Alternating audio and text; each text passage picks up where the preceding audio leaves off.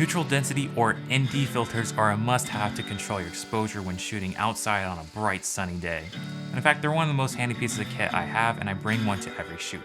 Now, ND filters come in a variety of different sizes and intensity depending on your needs.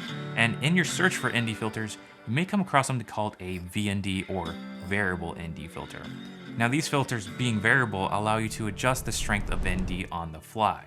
And this is great when working in fast-paced environments or when you simply don't feel like changing and swapping out different filters all the time. But there is a common issue with variable ND filters, and that is that they don't always reproduce the colors accurately.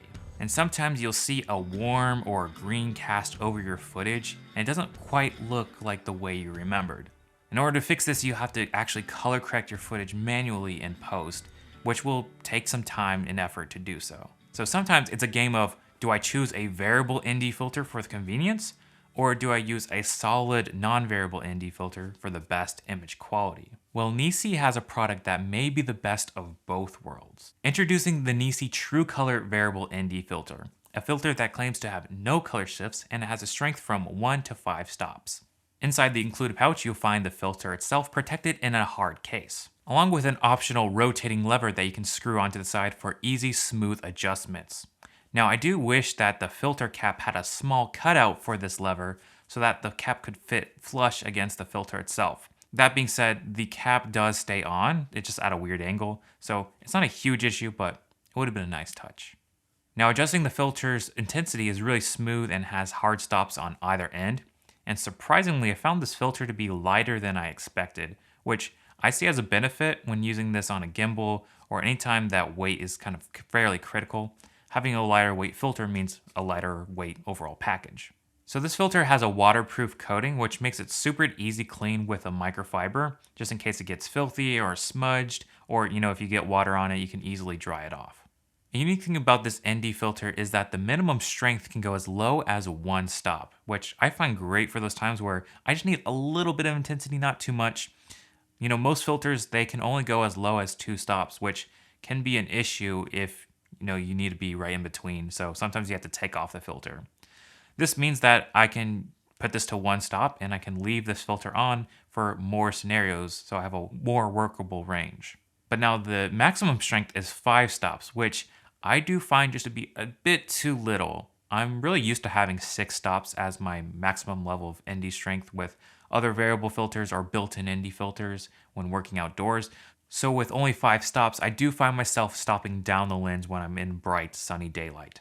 Now, obviously the headline feature of this filter is the true color reproduction this filter offers. So I thought the best way to test this is to set up my color chart and compare it to other ND filters that I have to see how it holds up. First off, for the control test, I used no filter and got proper white balance to get a sense of how the footage should look.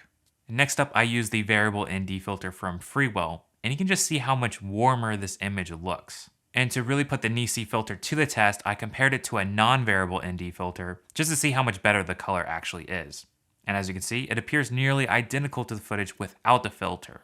And last but certainly not least is the Nisi filter, and at first glance, it looks really clean. I don't notice the same warm or green tint that the other variable ND filters offer, but if you do look closely side by side with the no filter, you can see that there's a hint of red across the image. Now, anytime you're putting a filter in front of your lens, you're going to degrade the image quality in some way. And for a variable ND filter, I'm pretty impressed with how little of a color shift there actually is. And comparing this to the other filters I have, you can see how drastic that color difference can actually be. At the end of the day, it's great to have a variable ND filter that I can use that matches much more closely to the shots where I'm not using a filter. And I don't feel the need to fix every shot that I do use with a filter in post to match the other footage. With that being said, the Nisi filter has definitely impressed me, and this will be the filter that will be my go-to for future shoots. So that is my review of the Nisi True Color ND filter. If you are interested in picking up this filter, I'll leave a link in the description down below for more information. Guys, this is my first video of 2022, so I hope you enjoyed it.